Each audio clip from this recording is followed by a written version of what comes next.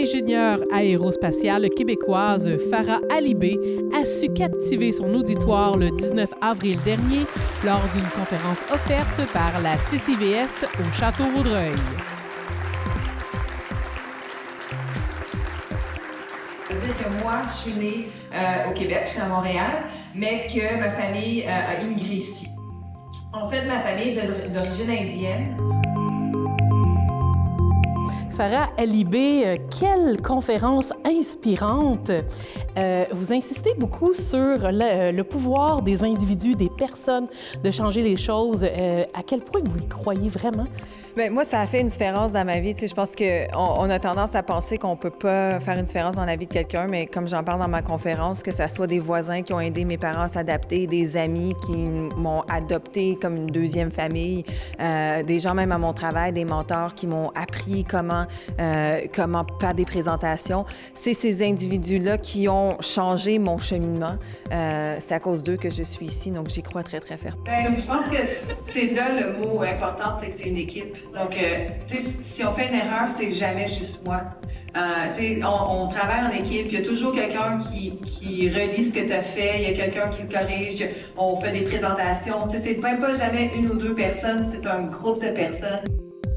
Rappelons que Farah Alibé a notamment effectué le premier vol contrôlé sur Mars en avril 2021 avec la NASA.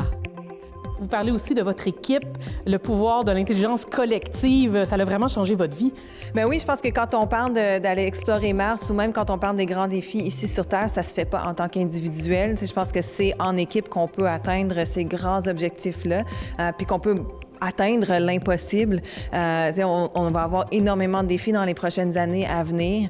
Puis je pense que moi, je suis une personne qui est optimiste puis qui croit en l'humanité puis qui croit qu'en travaillant ensemble, on peut résoudre ces problèmes-là. Puis je le vis de jour en jour.